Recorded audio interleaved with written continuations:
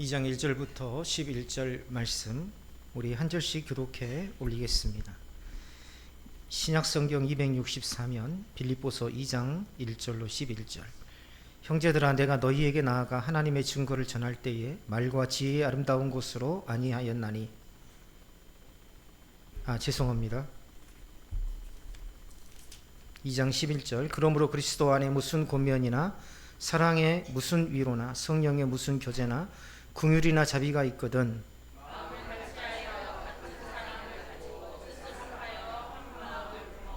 아무 일에든지 다툼이나 허용으로 하지 말고 오직 겸손한 마음으로 각각 자기보다 남을 낮게 여기고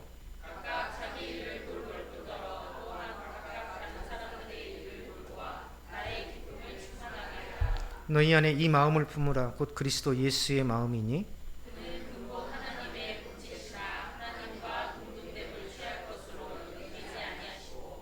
오히려 자기를 비워 종의 형체를 가지사 사람들과 같이 되셨고 사람의 모양으로 나타나사 자기를 낮추시고 죽기까지 고통하였으니 곧 십자가에 죽으심이라. 이러므로 하나님이 그를 지극히 높여 모든 이름 위에 뛰어난 이름을 주사 하늘에 있는 자들과 땅에 있는 자들과 땅 아래에 있는 자들로 모든 무릎을 예수의 이름에 꿇게 하시고 모든 입으로 예수 그리스도를 주라 시인하여 하나님 아버지께 영광을 돌리게 하셨느니라. 아멘. 기도하겠습니다. 자비로우신 아버지 하나님, 주를 찬송합니다. 오늘 또 주의 이름으로 모인 이곳에 하나님의 은혜와 말씀이 주는 힘과 생명력을 얻게 하여 주옵소서.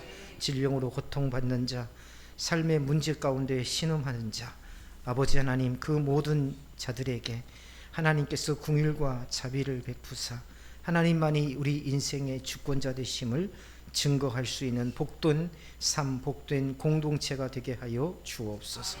예수님의 이름으로 기도드리옵나이다. 아멘. 원사님, 뒤에 에어컨 2개를 끄셔도 될 것 같습니다. 네. 앞에 환자분도 계시고 아이들도 있어서 뒤에는 끄시고 앞에는 최대한 차갑지 않도록 그렇게 조정을 해주셨으면 좋겠습니다. 우리 앞뒤 사람에게 인사합니다. 주님의 이름으로 사랑하고 축복합니다. 감사합니다. 감사합니다.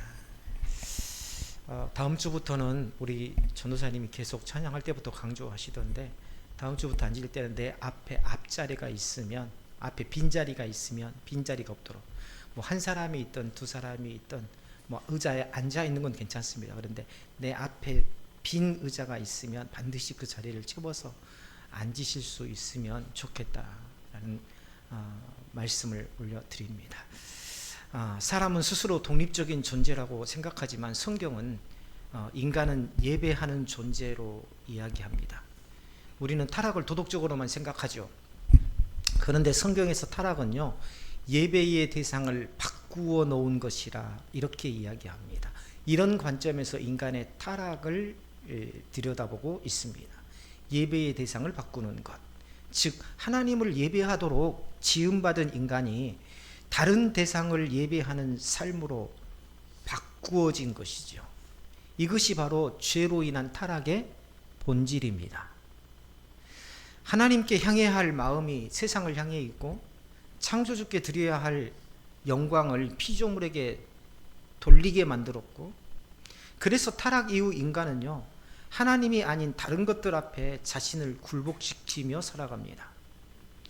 어떤 사람은 돈 앞에 무릎을 꿇고, 어떤 사람은 성공과 인생 앞에 무릎을 꿇고, 또 어떤 사람은 자신의 욕망과 자존심 앞에 무릎을 꿇습니다.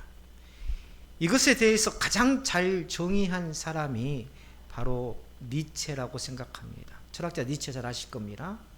인간은 결코 아무것도 섬기지 않는 존재가 아니다. 바꾸어 말하면 인간은 본질적으로 반드시 무엇인가를 섬기게 되어 있다는 거예요. 나는 하나님 안 믿어, 나는 무신론자야 하더라도 그 사람은 결국 아무것도 믿지 않는 게 아니라 자신의 마음에 무엇인가를 믿고 있다는 겁니다. 그리고 신에 대한 개념이 무너진 뒤에도 인간은 돈, 국가, 성공, 이념 같은 새로운 우상을 만들었다라고 니체는 이야기하고 있습니다. 이러한 관점에서 섬기는 대상에게 무릎을 꿇는다는 것, 니체는 자신의 삶을 움직이는 최고의 가치를 선택하는 행위라고 말합니다. 무슨 말이냐면 물질을 선택한 사람은 물질을 최고의 가치로 여기면서 그것이 자신의 삶을 지탱해 줄 것이라고 여긴다는 것이죠. 그렇기 때문에 우리 인생에서 사람이 무엇을 사랑하는가 보다 더 중요한 것은 무엇 앞에 무릎을 꿇고 있는가 하는 것입니다. 왜냐하면 인간은 자신이 경배하는 존재의 말에 귀를 기울이며 가치관을 확립해 나가고 또한 그것을 닮아가기 때문입니다. 우리가 믿는다는 것은요, 아니 좀 더 정확하게 이야기하면 믿음이 성장해 간다는 것은 종교적인 행위 하나씩을 더해가는 게 아닙니다. 내가 예배만 참석하다가 내가 뭔가 봉사를 하나를 시작하고 내가 뭔가 사역 하나를 더 시작하고 또 사역 하나를 더 늘려가고 이게 믿음의 성장을 의미하지 않는다. 믿음이 성장해 간다는 것은요, 근본적으로 예배의 대상이 바뀌는 것을 이야기합니다. 삶의 중심이 바뀌는 것을 이야기합니다. 무릎 꿇는 대상이 바뀌는 것을 이야기합니다. 그런데 우리는 늘 착각하며 살아가죠.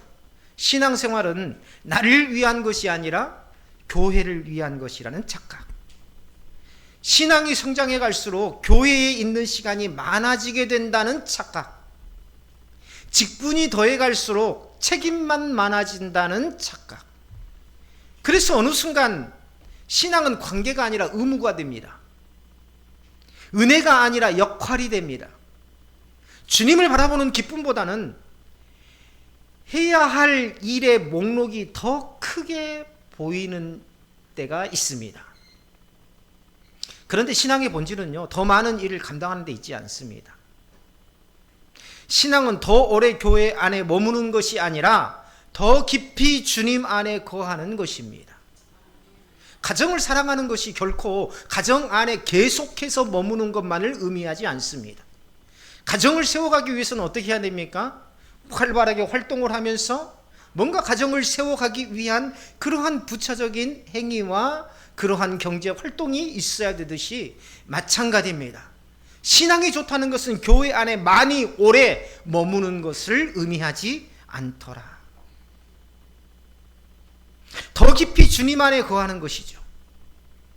직분은 짐이 늘어나는 자리가 아니라 하나님을 더 가까이 경험하도록 부르시는 자리입니다.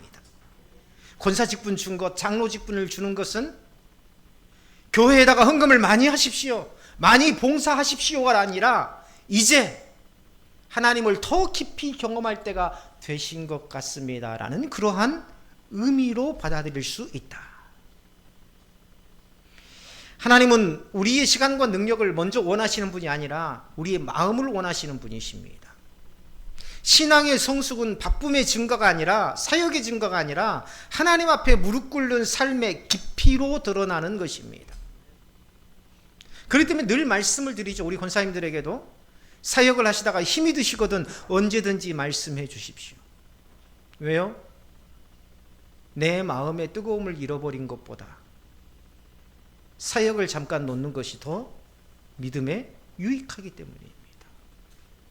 내 안에 언젠가는 이 성령의 충만함이 사라지고 사역에 대한 긍정적이고 기쁨이 사라지고 열심만 남고 메마름만 남아있다면 잠시 내려놓을 필요가 있더라는 것입니다.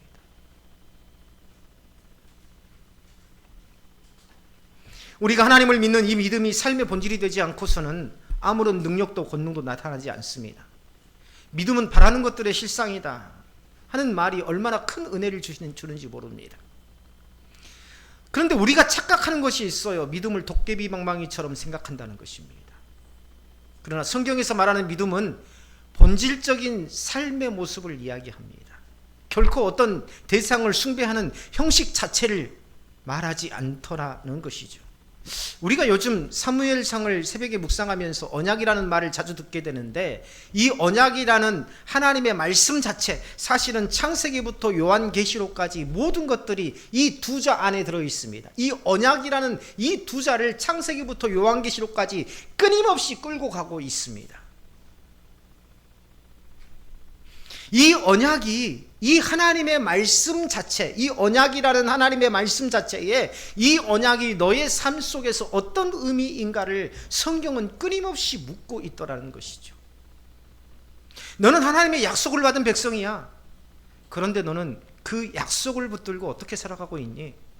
이게 지금 성경이 우리에게 묻고 있는 겁니다. 약속은 지켜지는 행위가 뒤따르지 않으면 아무런 의미가 없기 때문이죠. 그래서 성경은 끊임없이 묻고 있는 겁니다. 아브라함은 이렇게 살고 있는데 너는 어떠니? 바울은 이렇게 살고 있는데 너는 어떠니? 예레미야는 이렇게 하나님의 약속을 붙들고 신음하는데 너는 어떠니?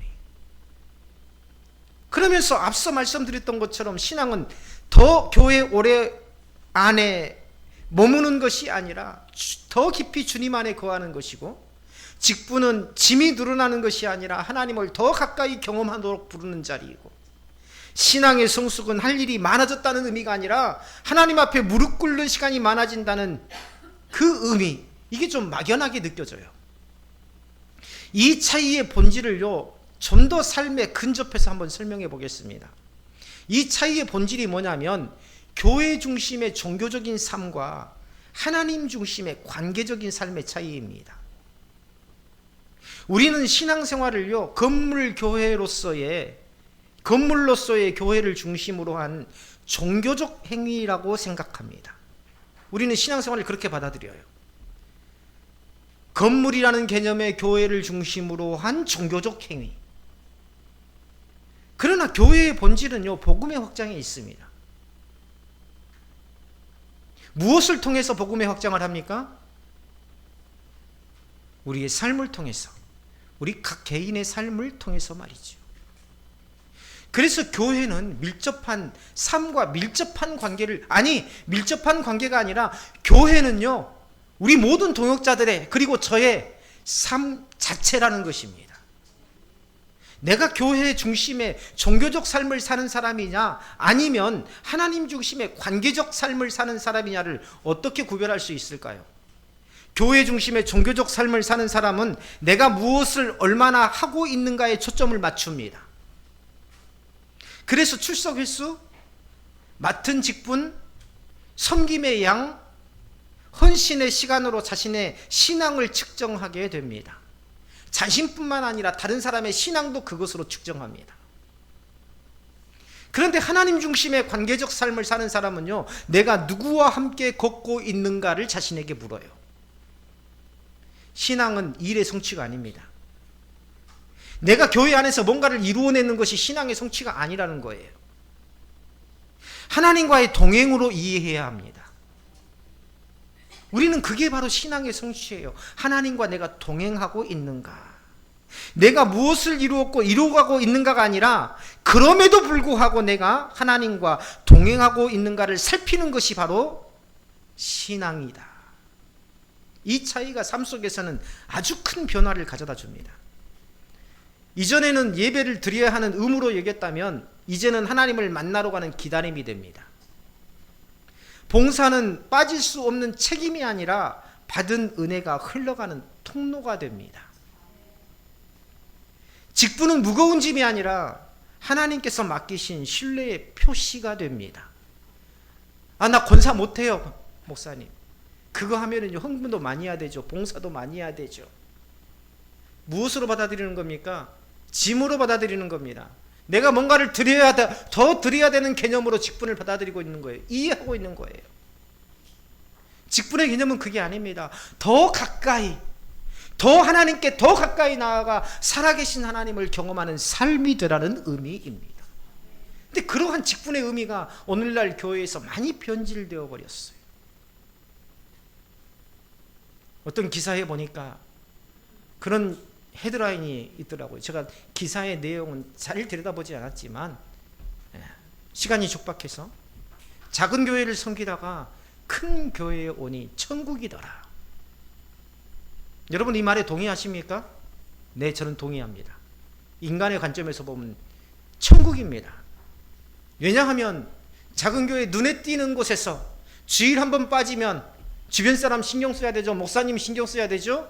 그런데 큰 교회에 가서, 대형 교회에 가서 뒷자리에 앉아 있으니 그야말로 천국이더라는 겁니다. 아무것도 신경 쓰지 않아도 오직 나만 생각하면 됩니다. 주일에 빠지는 거 신경 쓰지 않아도 됩니다. 봉사하는 거 신경 쓰지 않아도 돼요. 그저 내 만족, 내 위로, 나만 힘을 얻으면 됩니다. 오늘날 한국교회가 이렇게 변해가고 있습니다.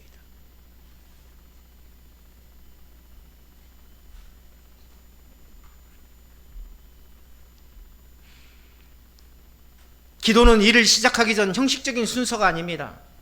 하루를 살아갈 힘을 공급받는 생명의 시간입니다. 겉으로는 같은 교회에 다니고 같은 일을 하는 것처럼 보일 수 있어요.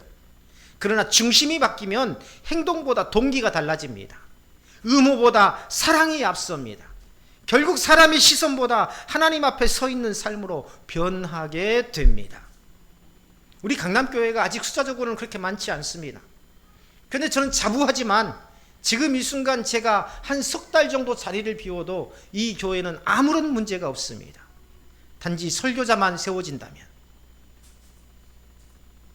모든 팀별로 각각 제 자리에서 제 사역을 감당하는 사역자들이 다 세워졌기 때문입니다. 왜 그럴 수 있습니까? 기계적이라면 불가능하죠. 이게 단순한 사회의 조직적인 조합이라면 어렵습니다. 그러나 우리가 모두가 그리스도 안에서 한 공동체로, 한 지체로 기쁨으로 섬기고 있기 때문에 가능한 일이 아닌가라는 생각이 듭니다.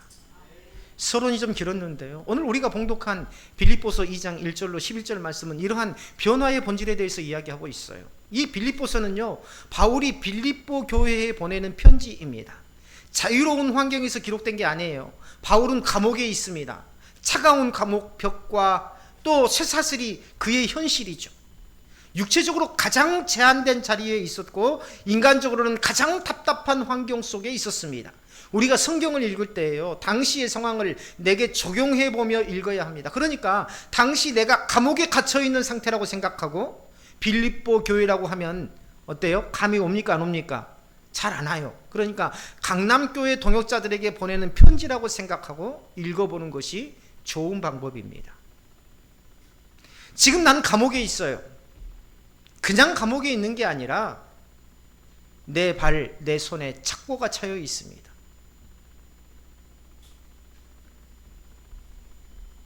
그리고 강남교회 동역자들에게 편지를 쓰고 있습니다. 우리는 일반적인 편지의 내용을 생각해 볼 수 있죠.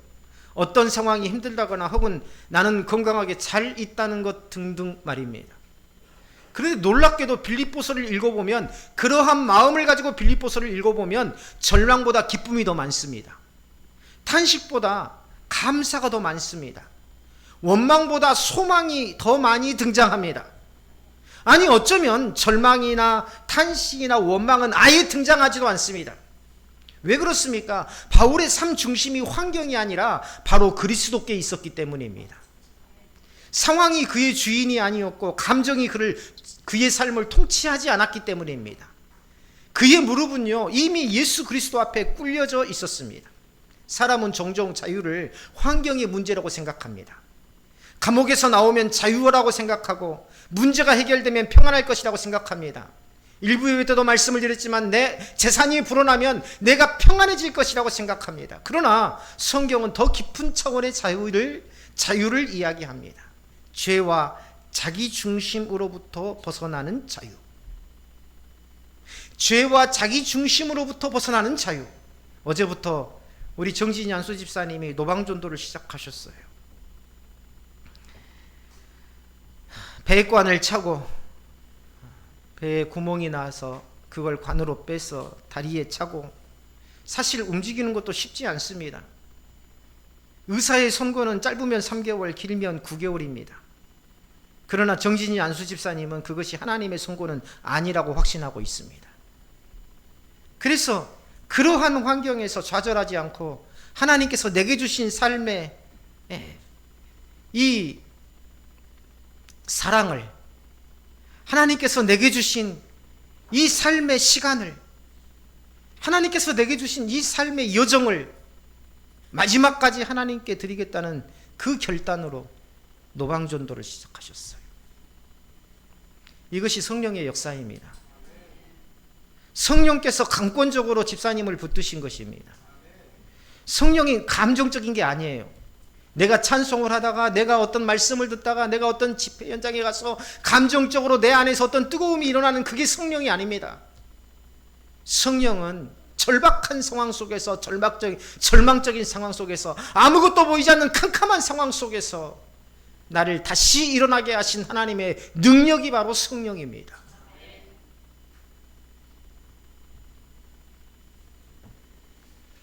이게 진정한 의미의 자유예요. 내가 죽음과 질병에 매이지 않을 자유. 지금 정진이 안수 집사님이 바로 그 증인이 되고 있습니다. 우리는 바울까지 가지 않아도 돼요.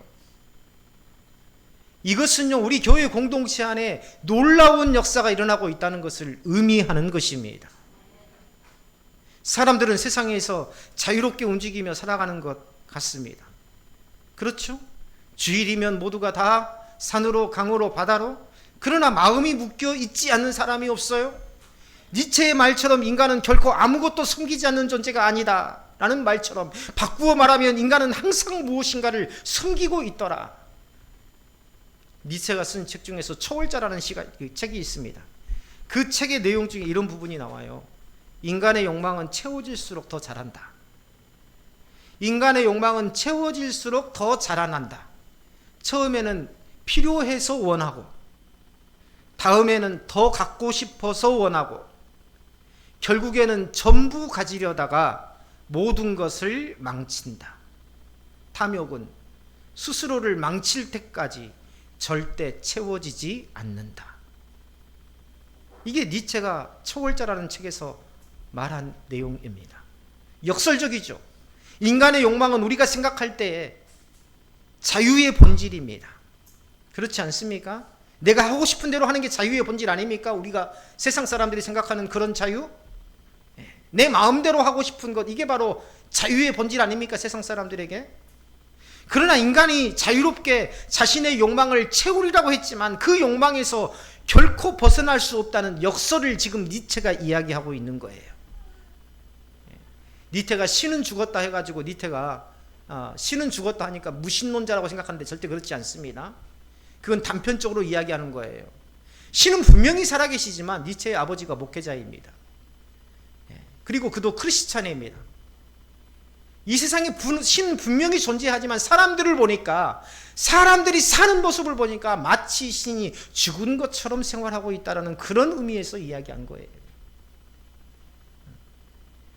내 욕망을 마음껏 풀어내고 내 욕망대로 사는 것이 자유라고 생각하지만 결국은 그 욕망에 매어서 실패할 때까지, 망할 때까지, 죽을 때까지 절대 채워지지 않는 그런 삶을 살게 되는 것이 인간의 삶이더라. 인간은 욕심에 묶이고 염려에 묶이고 사람의 평가에 묶여 살아갈 수 있습니다. 그러나 오늘 빌립보서 본문에서 우리는 감옥 안에 있는 바울에게서 오히려 한없는 자유를 느낄 수 있어야 합니다. 바울은 감옥 안에 있었지만 영적으로는 가장 자유로운 사람이죠. 그 이유는 자신의 삶의 주권을 하나님께 맡긴 사람이었기 때문입니다. 앞서 말했지만 멀리 가지 않아도 됩니다. 오늘 우리 동역자인 정진이 안수 집사님이 바로 이 자유를 우리에게 보여주고 계세요.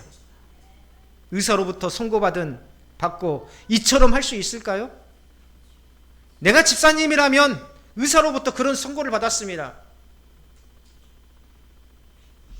우리는 그렇게 할 수 있을까요? 나는 그렇게 할 수 있을까요? 저는요, 끊임없이 묻고 있습니다. 나는 그렇게 할 수 있나? 나는 그렇게 할 수 있나?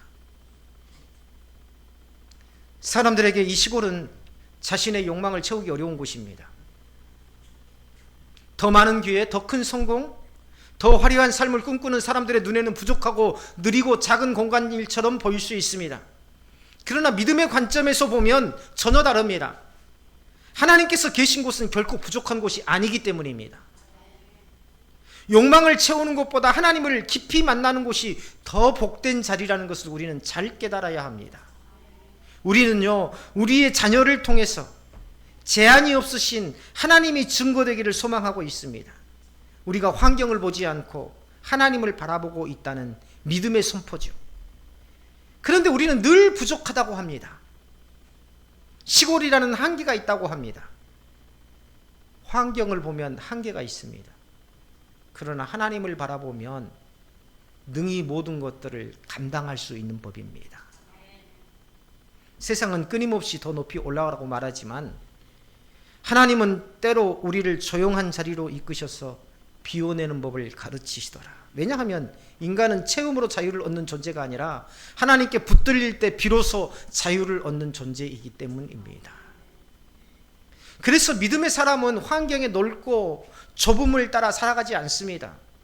감옥 안에서도 자유로웠던 바울처럼 하나님께 삶의 주권을 맡긴 사람은 작은 마을에서도 시골에서도 하늘의 넓이를 경험하고 제한된 환경 속에서도 누구나 큰 자유를 누리며 살아가게 되는 것입니다.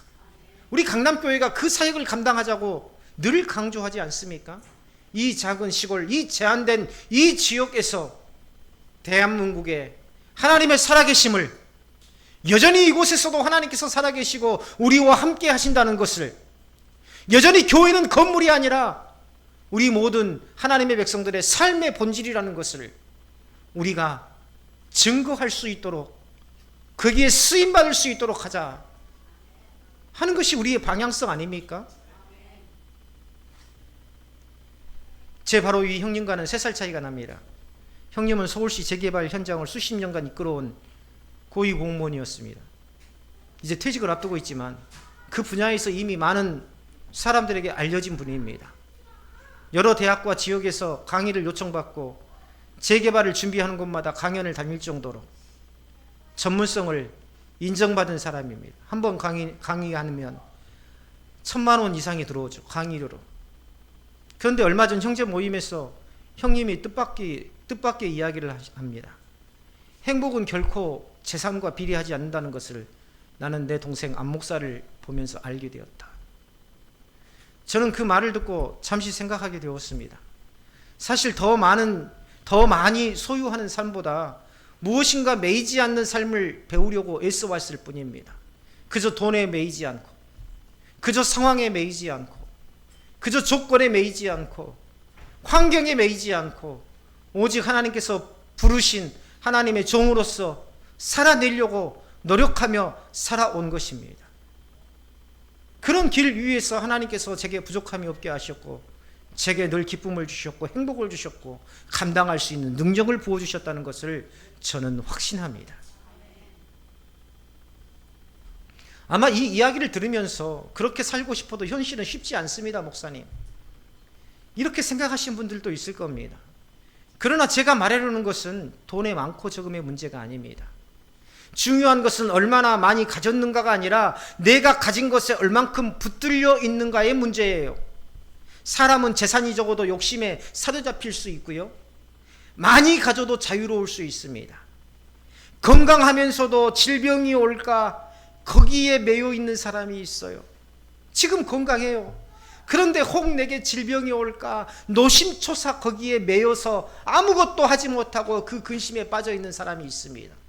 그러나 깊은 질병 중에 있어도 그 질병 때문에 매이지 않고 하나님 안에서 자유를 누리고 있는 사람이 있더라는 것입니다. 반대로 아무리 많은 것들을 소유해도 그것을 잃을까 두려워한다면 이미 그 사람은 소유자가 아니라 소유가 된 사람입니다. 물질의 소유자가 아니라 물질의 소유가 된 사람이죠. 믿음은 모든 것을 버리는 법을 배우는 것이 아닙니다. 하나님보다 더 크게 붙드는 것이 없도록 삶의 질서를 세워가는 거예요. 우리는 믿음이라고 하면 지금 내가 한 것을 갖다가 버리고 완전히 내려놓고 하나님 앞에 완전히 올인한 것이라고 생각하는데 그렇지 않습니다. 우선순위를 정하는 것, 질서를 세우는 것, 이게 바로 믿음입니다. 그러면 하나님께 붙들려 있는 데서 자유함을 얻을 수 있다고 했는데 그것은 어떻게 얻어지는 것일까? 먼저 바울은 편지에 시작해서 자신을 뭐라고 합니까? 그리스도 예수의 종 바울과 디모데라고 소개합니다. 1장 1절에 보면 그렇게 소개하고 있죠. 우리 1장 1절 한번 볼까요? 자, 다 같이 한번 읽어봅니다. 시작.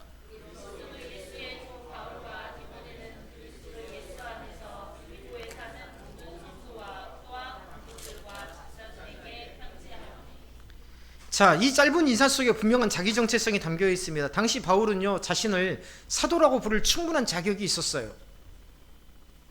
내가 목회자로서 훌륭하다라는 것을 충분히 내세울 만한 조건과 자격을 갖추고 있었습니다. 그는 교회를 세운 사람이었고 수많은 이방인 선교의 통로가 되었었고 신학적으로도 깊은 통찰을 가진 사람이었습니다. 그 누구도 당시에 따라올 수 없는 학문적 소양도 있었습니다. 그러나 바울은 자신의 권위보다 자신의 정체성을 먼저 말합니다. 그것은 바로 종입니다. 종. 이 표현이요, 자신의 소유권이 완전히 주인에게 속한 사람을 가리키는 말이었습니다. 자신의 계획도, 자신의 권리도, 자신의 주장도 우선되지 않는 존재, 모든 결정의 중심이 주인에게 있는 사람, 이게 바로 뭡니까? 종이죠. 바울은 자신이 예수님의 소유가 되었음을 고백하고 있는 것입니다. 여기서 우리는 중요한 진리를 발견할 수 있어야 됩니다. 구원은요, 예수님을 내 삶의 조력자로 모시는 게 아니에요. 우리는 예수님을 믿는다고 하니까 하나님이, 예수님께서 내 삶을 도와주시는 조력자로 예수님을 초청하는 것이라고 생각하는데 그렇지 않습니다. 예수님을 믿으면 예수님이 내 삶을 도와주고 잘되게 해주고 이런 조력자로 주님을 모시는 게 아니라는 것입니다. 예수님을 내 인생의 주인으로 인정하는 것입니다. 오늘날 많은 사람들이 예수님을 믿는다고 말하지만 실제 삶에서는 여전히 자기 자신이 왕좌에 앉아있는 것을 볼 수 있습니다. 말씀보다 내 판단이 우선되고 순종보다 계산이 앞서고 하나님의 뜻보다 내 계획을 먼저 세웁니다. 그러나 참된 회심, 참된 회개, 참된 자복은 바로 자리를 교체하는 거예요. 내가 있던 자리를 하나님을 모시는 것입니다. 내가 내려오고 그리스도께서 앉으시는 것입니다. 내가 주인 됐던 자리를 예수님께 내어드리는 것입니다. 성경은요, 인간 죄의 본질을 교만이라고 설명합니다. 교만은 단순히 스스로를 높이는 게 아니라 하나님 없이도 살 수 있다는 자기중심적 독립선언이에요. 이게 교만입니다. 우리 요즘에 사춘기 학생들에게 그런 모습을 볼 수 있죠. 실제로 사회에 내보내면 지금 이 아이들은 뭔가 할 수 있는 게 없어요. 단순히 내가 알바라도 해서 살 수 있지? 이렇게 생각할 수 있습니다. 그러나 사회는 그렇게 단순하지가 않아요. 그 안에는 나를 해하려는 그런 여러 가지 손길도 있고 환경도 있고 나를 이용해 보려고 하는 그런 사람들도 있고 또 내가 번 만큼 살 수 있는 환경이 아닙니다. 사회는. 그렇죠? 그런데 뭔가 부모님이 제어하려고 하면 어떻게 합니까? 이제 나도 다 컸어. 내가 알아서 하게 내버려 둬 라고 이야기하죠. 자기중심적 독립선언입니다. 우리도 그래요.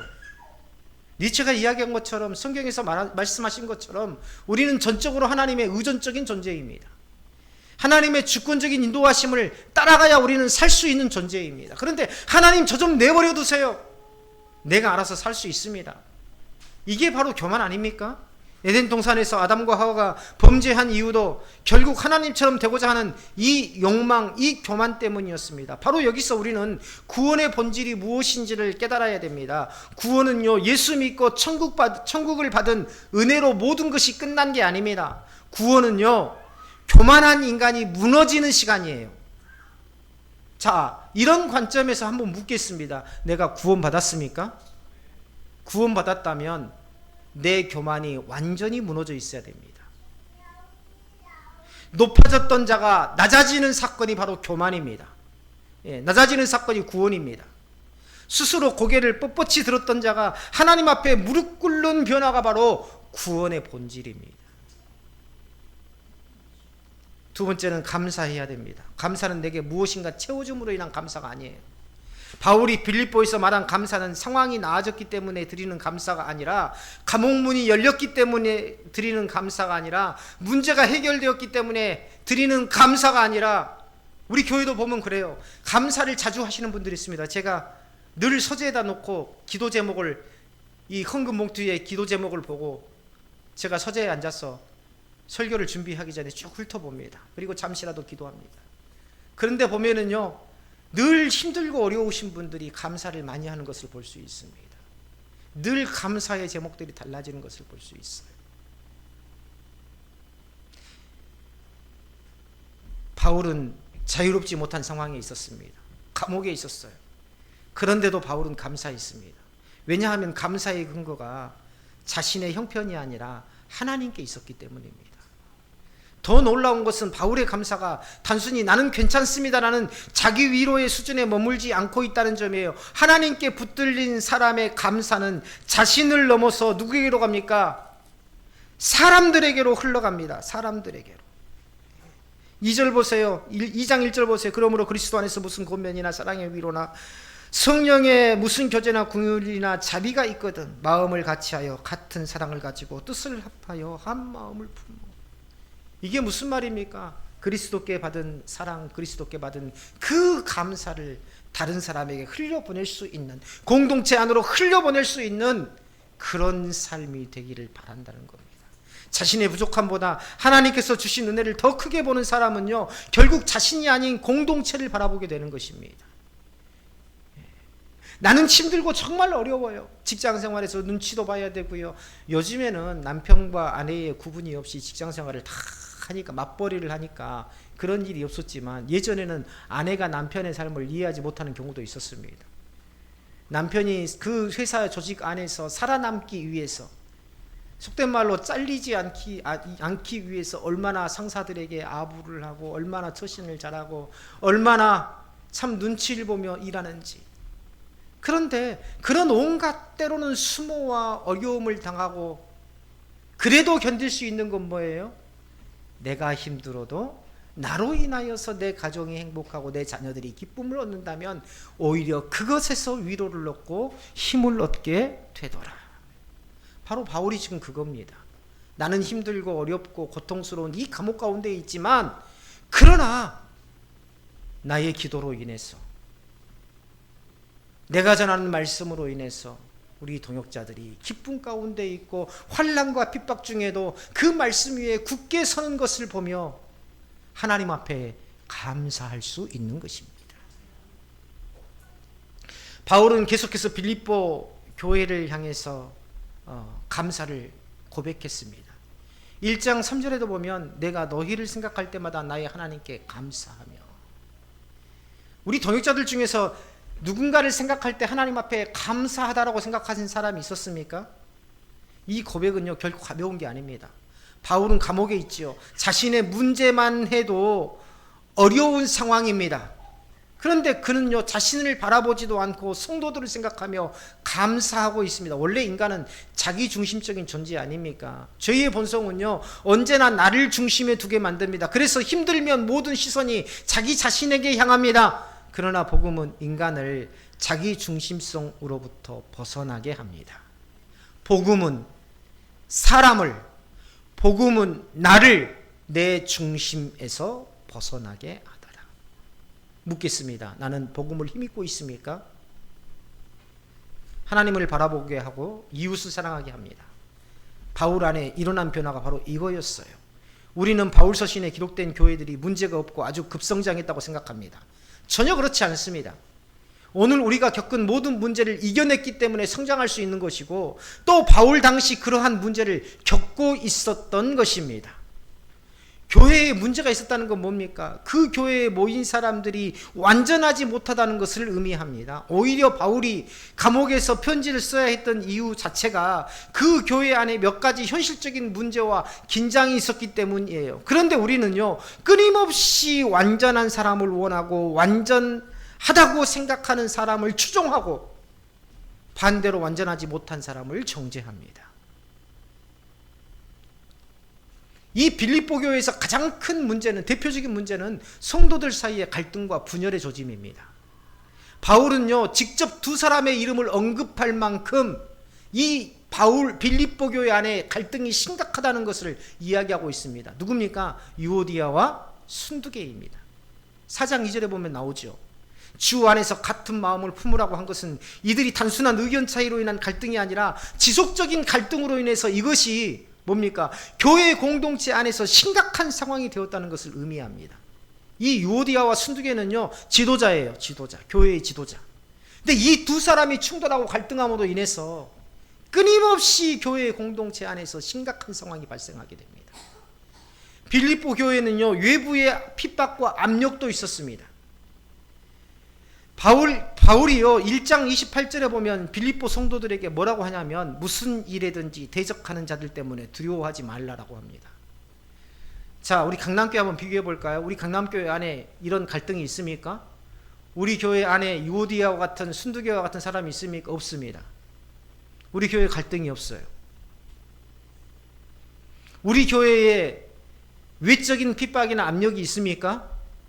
전혀 없습니다. 그런데 빌립보 교회는 이러한 상황 속에서도 믿음을 굳게 지키고 성장해 나갔단 말이에요. 우리는요 빌립보 지역의 당시 상황을 이해할 필요가 있습니다. 이 지역은요 지역적인 상황을 이해해야만 빌립보 교회가 어떤 어려움을 겪었는지 알 수 있습니다. 빌립보는요 로마 제국 안에서 특별한 의미를 가진 도시였습니다.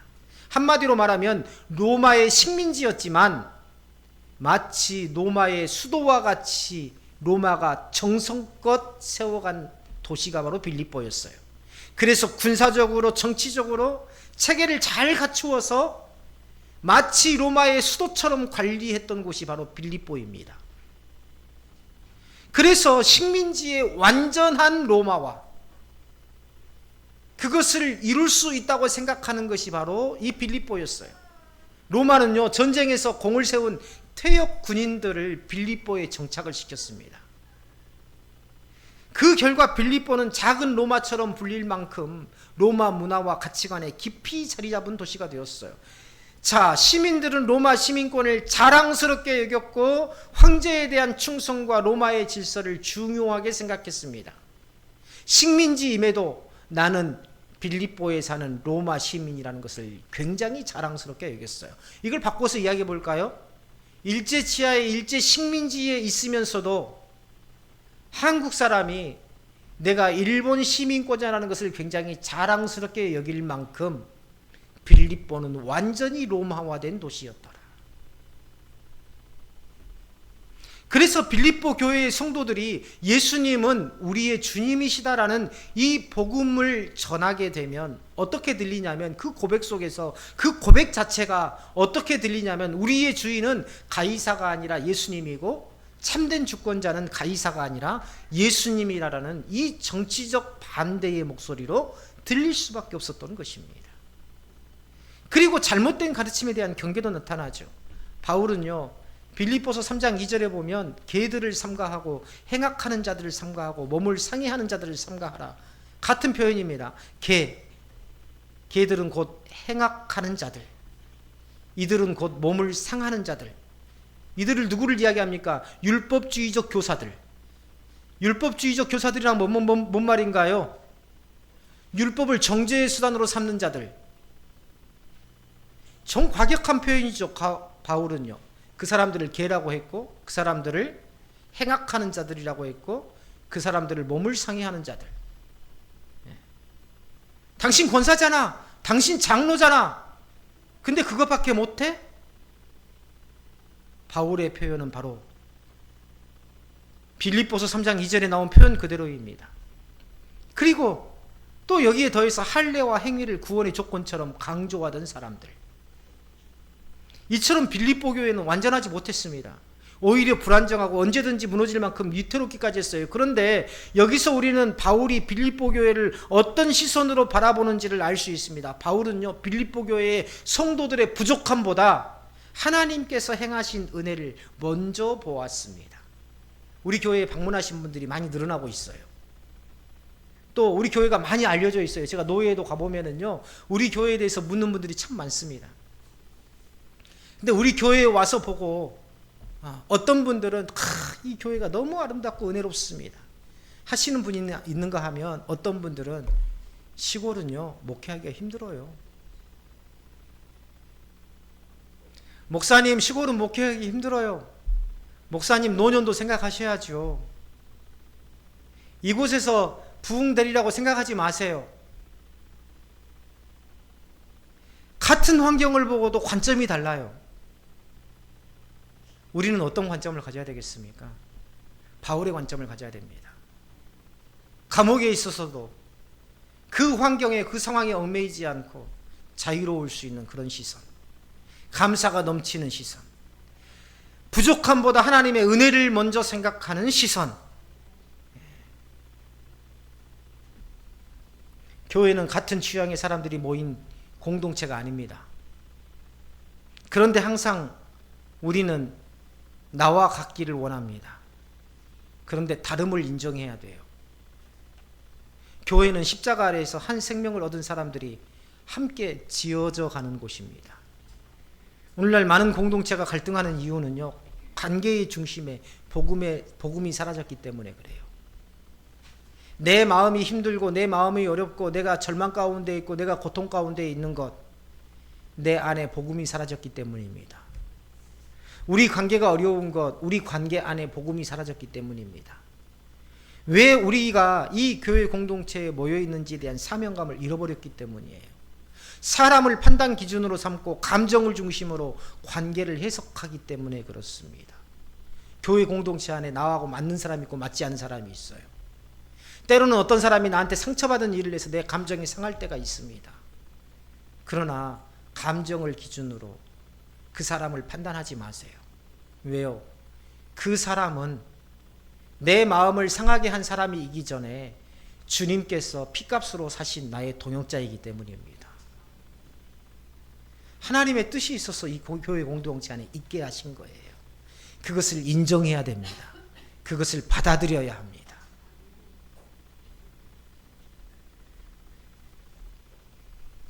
그래서 바울은요, 빌립보서 1장 6절에서 놀라운 말을 합니다. 1장 6절 우리 잠깐 읽어보고 마치겠습니다. 1장 6절입니다. 1장 6절 시작. 너희 안에 착한 일을 하신 이가 그리스도 예수의 날까지 이루실 줄을 우리는 확신하노라. 아멘. 빌립보 교회의 내적인 사정은 굉장히 복잡하고 좋지 않습니다. 밖으로는 여러 가지 어려움이 있고 내적으로는 거짓 교사들과 서로 파당을 지어 싸우는 갈등의 요소들이 있습니다. 그런데 바울은 그럼에도 불구하고 하나님께서 이 교회 공동체를 아름답게 세워 가실 것이라고 확신하고 있습니다. 사랑하는 동역자 여러분, 나는 내 가정을 어떤 눈으로 바라보고 있습니까? 내 자녀를 어떤 눈으로 바라보고 있습니까? 내 삶을 어떤 눈으로 바라보고 있습니까? 내가 있는 교회 공동체를 어떤 눈으로 바라보고 있습니까? 바울처럼 이 모든 것들을 하나님께서 아름답게 세워 가실 것이라고 바라보고 있습니까? 아니면 내 안에 여전히 내 삶은 왜 이따위야 라는 그런 생각을 가지고 온갖 불평과 불만을 가지고 살아가고 있지는 않습니까? 오늘 그 본 관점을 완전히 바꾸는 그 은혜가 있기를 주님의 이름으로 축원합니다. 기도하겠습니다. 자비로우신 아버지 하나님, 우리의 삶이 세상 앞에서가 아니라